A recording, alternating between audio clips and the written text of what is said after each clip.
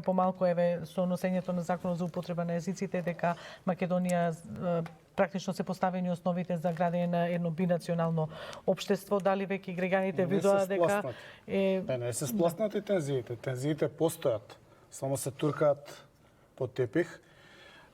Сервилните новинари кои што се блиски до владеачката гарнитура, зашто се платени, молчат на таа тема. Колегата кажа една многу симптоматична теза дека нема ништо лошо во бинационална држава. И убаво би било тоа да се возврати од моја страна за јавноста да разбере што значи бинационална држава. Тоа значи држава на македонците и албанците, така? Втора теза што кажавте, нема ништо лошо во тоа што албанците го зимаат тоа што мислат дека им припаѓа. Апсолутно.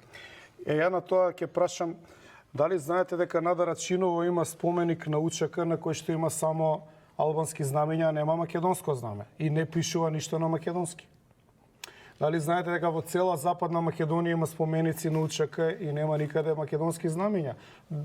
Еве сите што патуваат према Охрид, посебно примерот околу Зајас. Јас ќе ви дадам други примери. Ако барате права, вие да ги дадете примерите. Меѓутоа, рековме, теоретски ние може да збориме дека сите треба да бидат еднакви. Меѓутоа, тоа треба да посебно да се однесува на албанската страна, затоа што ја мислам дека агресивно настапува таму каде што е во мнозинство и мајоризира. Значи, јас исто така морам да ви кажам, сачувај Боже да биде бинационална држава Македонија. Македонија е држава на македонскиот народ според Уставот од 1991 година.